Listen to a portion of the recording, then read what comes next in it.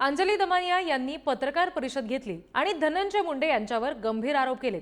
अंजली दमानिया यांनी पुन्हा एकदा राज्याचे कृषी मंत्री धनंजय मुंडे यांना मंत्रिमंडळामधून काढलं जावं अशी मागणी केलेली आहे। जोपर्यंत धनंजय मुंडे हे मंत्रिमंडळातून बाहेर पडत नाहीत तोपर्यंत हत्येच्या शोधाला दिशा मिळणार नाही असं ते म्हणाले। इफ्कोमध्ये होणाऱ्या भ्रष्टाचाराचा सुद्धा मुद्दा अंजली दमानिया यांनी पत्रकार परिषदेमध्ये बोलताना उपस्थित केला। कृषी घोटाळा नंबर 2 चा उल्लेख करत यामध्ये धनंजय मुंडे कोणत्याही पद्धतीने वाचत नाहीत असंही दमानिया म्हणाल्या। धनंजय मुंडेंनी खोटे निर्णय दाखवले, जीआर काढले असा आरोपही त्यांनी केलाय। संतोष देशमुखांची जी हत्या झाली त्याच्याबद्दल सगळ्यांना जो आक्रोश आहे आणि त्याच्यात जे आतापर्यंत नीट त्याच्यावर कारवाई होताना आपल्याला जी दिसत नाहीये, अपेक्षित अशी होताना दिसत नाहीये, म्हणूनच मला असं वाटतंय की जोपर्यंत धनंजय मुंडे हे बाहेर पडत नाहीत मंत्रिमंडळातनं तोपर्यंत या पूर्ण हत्येच्या शोधाला नीट दिशा मिळणार नाही। इफ्को म्हणजे एक महाघोटाळा आहे आणि मग मी त्याचा शोध घेतला, मग बघते त्याच्यावर लोकसभेत प्रश्न विचारले गेले आणि एक नाही अनेक इफ्कोचे घोटाळे अनेकदा झाले आणि मी आता जेवढ्या तुम्हाला एक्झिबिट्स दिले आहेत त्याच्यात सीबीआयचा एक FIR देखील आहे आणि तो FIR आणि इतर लोकसभेतले विचारलेले प्रश्न ते देखील मी लावलेत, राज्यसभेत विचारलेले प्रश्न देखील लावलेत आणि किती मोठ्या प्रमाणावर भ्रष्टाचार इफ्को मध्ये होतो याचे सगळेच्या सगळे डिटेल्स दिले।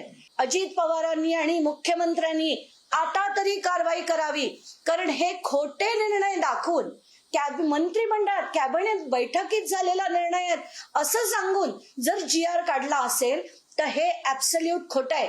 23 तारखेचा तुम्ही कॅबिनेट मीटिंगचे मिनिट्स मांडा, 30 तारखेचे कॅबिनेट मीटिंगचे मिनिट्स मांडा आणि मग सांगा की हा निर्णय कुठच्या कॅबिनेटमध्ये आणि कधी झाला होता।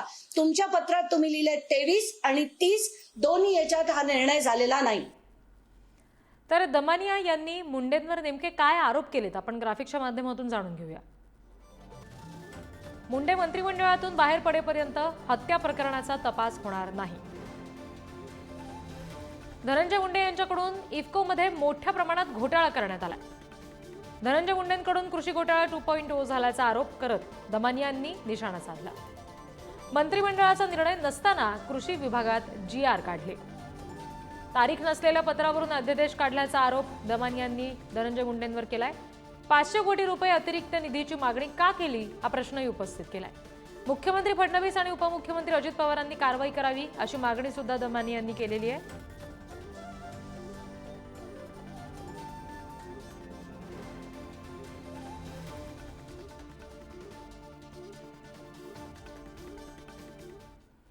तर अंजली दमानिया यांनी केलेल्या या आरोपांसंदर्भात धनंजय मुंडे यांनी प्रतिक्रिया दिली आहे। अंजली दमानिया यांचे आरोप हास्यास्पद आहेत, अर्धवट बुद्धीचं प्रदर्शन करणारे आहेत असं मुंडेंनी म्हटलंय। खोटं बोलून जीआर काढल्याचे दमानियांचे आरोप मुंडेंनी फेटाळून लावले। जीआर निर्गमित करण्यासाठीची एक पद्धत आहे, त्यासाठी प्रक्रिया आहे असं मुंडे म्हणाले।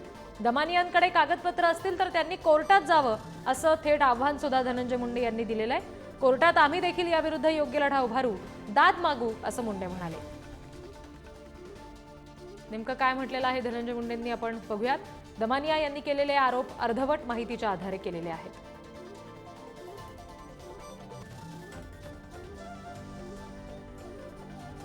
खोटं बोलून जीआर काढल्याचे आरोप संपूर्णपणे चुकीचे आहेत।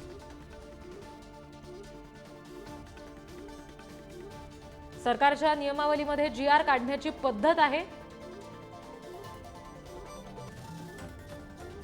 कॅबिनेट बैठकीमध्ये मुख्यमंत्र्यांच्या मान्यतेनंतर मुख्य सचिव जीआर काढतात।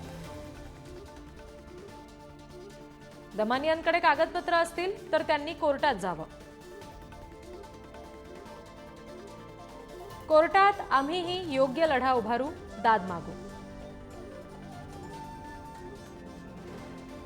फर्टिलायझर कंट्रोल ऑर्डर मध्ये काही तरतुदी आहेत।